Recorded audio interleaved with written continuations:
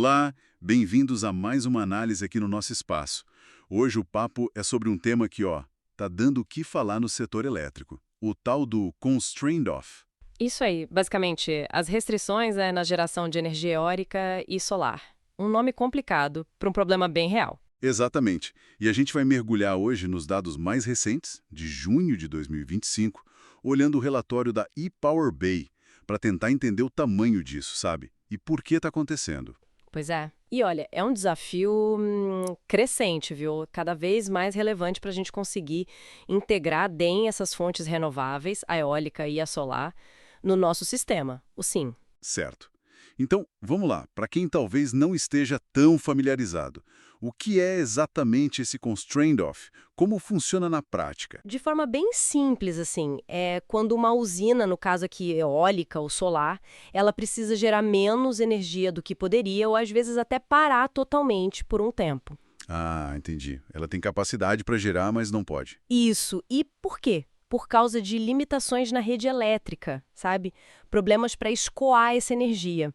O ONS, que é o Operador Nacional do Sistema, ele até classifica isso em 3 tipos, né? Sei, tem as categorias. Tem a restrição elétrica, que é a REL, quando falta algum equipamento na rede, tipo uma linha fora. Tem a de confiabilidade, a CNF, que é para garantir a segurança do sistema como um todo. E tem a energética, a NE, que é quando simplesmente não dá para encaixar toda aquela geração na carga que está sendo consumida naquele momento. Entendi. REL, CNF e ENE.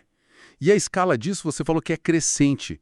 Os números são grandes mesmo? Olha, são impressionantes. Se a gente pegar o acumulado desde que começaram a medir isso mais de perto, lá em outubro de 2021 até agora, junho de 2025, a energia que deixou de ser gerada por causa do Constraint Off, tanto eólica quanto solar, já passa de quase 19,8 milhões de megawatts-hora. Nossa. 19,8 milhões de megawatts-hora. É muita energia limpa que ficou pelo caminho, né? É uma quantidade gigante, né? E se a gente olhar só para junho, agora de 2025, Como é que foi o mês? a perda foi de 1,95 milhão de megawatts-hora. Deu uma subidinha leve, 0,3% a mais que maio, e foi o segundo maior valor do ano até agora.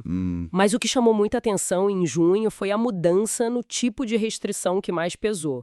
Historicamente, a confiabilidade, a CNF, era a principal causa, sabe? Respondia por uns 43% de tudo que já foi cortado. Certo, a segurança da rede era o maior gargalo. Isso.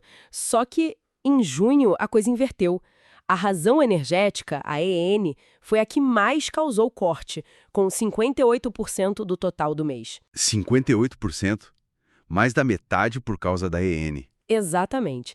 A CNF caiu para 29% e a elétrica, a REL, ficou com 14%. Essa inversão é bem significativa, né? Quer dizer, pode ser que o problema não seja só a falta de linha de transmissão, mas talvez uma dificuldade maior em gerenciar o fluxo de energia ou acomodar tantos picos de geração renovável ao mesmo tempo. É uma ótima observação.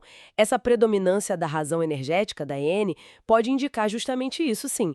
Um desafio que está crescendo para balancear a oferta e a demanda quase que em tempo real, né? Além, claro, dos gargalos físicos que a gente já conhece. Faz sentido. E é por isso que ter dados detalhados, assim, bem granulares, como esses que a ePower Bay coleta a cada meia hora e disponibiliza, seja nos dashboards interativos ou agora até por uma API nova, é fundamental para a gente conseguir monitorar essas tendências e entender o que está acontecendo de verdade, né? Com certeza. Sem dado detalhado, fica difícil enxergar essas nuances. E, geograficamente, onde que essa perda de energia está concentrada? Onde o calo aperta mais? Olha, no acumulado disparado é o Rio Grande do Norte. O estado concentra 37% de todos os cortes já registrados. Nossa, mais de um terço só lá? Pois é. E lá, historicamente, a principal causa era mesmo a CNF, a de confiabilidade. Depois vem Bahia, Minas Gerais, Ceará, Piauí, também com volumes bem relevantes de corte. Imagino que tem as subestações específicas que são gargalos críticos, né? Watts hora cada uma. Caramba. E isso, claro, afeta diretamente quem é dono das usinas, né? As empresas geradoras. Com certeza, o impacto é direto no bolso. Grandes empresas do setor, né, com muitos parques eólicos e solares, principalmente lá no Nordeste, Ecoenergia, Auran, Voltalia, Copel, Elera, Enel, Engie, várias delas já acumulam perdas individuais que passam de 1,2 milhões de megawatts-hora cada. É um prejuízo considerável. E a causa raiz disso tudo continua sendo a limitação da rede de transmissão. As estradas para energia não são suficientes. Essa ainda é a principal causa estrutural, sim. Falta capacidade para escoar toda a energia que está sendo gerada, especialmente alguns pontos e horários. Entendi. Mas, assim, alguns eventos específicos também pioraram a situação em certos momentos, né? Aquele apagão de agosto de 2023, por exemplo, aumentou muito os cortes por confiabilidade, por CNF. Lembro disso. E mais recentemente, no começo de 2025, teve uns problemas numa linha importante, a Xingu Terminal Rio, que aí aumentaram os cortes por razão elétrica, a REL, afetando bastante a Bahia naquele período. Então tem a questão estrutural e os eventos pontuais que complicam. E o que está sendo feito para tentar aliviar isso? Existem medidas em andamento? Sim, existem esforços, tá? O ONS implementou uma nova metodologia desde setembro de 2024 que tenta distribuir essas restrições de um jeito um pouco mais justo entre as usinas. Começaram pelo Rio Grande do Norte e Ceará. Uma tentativa de equalizar o impacto, então. Isso. Além disso, entraram em operação algumas novas linhas e subestações no Ceará em outubro de 2024, o que ajuda um pouco localmente. E olhando mais para frente, tem as obras do leilão de transmissão, aquele 001 de 2024. Ah, sim. Obras grandes, né? São obras estruturais importantes, principalmente para aliviar os gargalos no Nordeste e RN Ceará. Mas a previsão de operação delas é mais para frente, né? A partir de 2029. 2029 é um horizonte importante, claro. Mas para o setor elétrico, que é tão dinâmico, parece um pouco distante, né?